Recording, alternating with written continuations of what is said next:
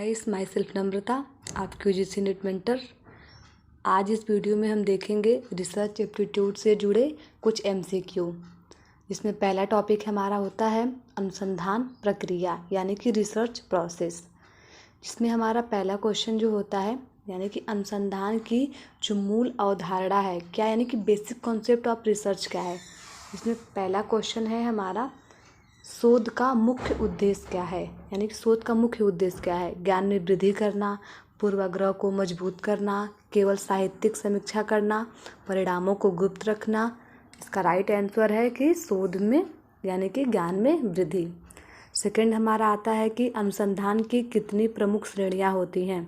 तो अनुसंधान की कितनी प्रमुख श्रेणियां होती है, पहला ऑप्शन है, सेकंड है 2, बी है 3, सी है 4 एंड डी है 5। यानी कि इसमें अनुसंधान की कितनी प्रमुख श्रेणियां होती है, तो इसका राइट आंसर है आंसर बी यानी कि 3, मौलिक अनुसंधान, अनुप्रयुक्त अनुसंधान और क्रियात्मक अनुसंधान।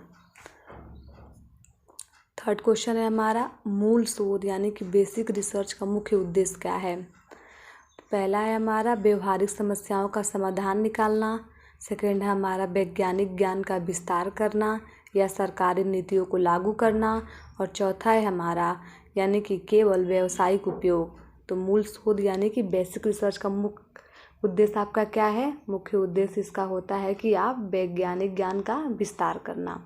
चौथा क्वेश्चन है हमारा अनुप्रयुक्त अनुसंधान यानी कि अप्लाइड रिसर्च का मुख्य उद्देश्य क्या होता है।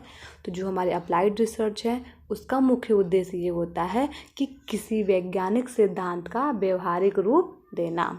पांचवा क्वेश्चन हमारा आता है कि क्रियात्मक अनुसंधान यानी कि एक्शन रिसर्च का मुख्य उद्देश्य क्या होता है। तो एक्शन रिसर्च सबसे ज़्यादा जब आप टीचिंग करते हैं यानी कि जब पढ़ाते हैं तो उस टाइम इसका सबसे ज़्यादा यूज किया जाता है, जिसमें इसका राइट आंसर होगा कि तत्काल समस्याओं का समाधान करना।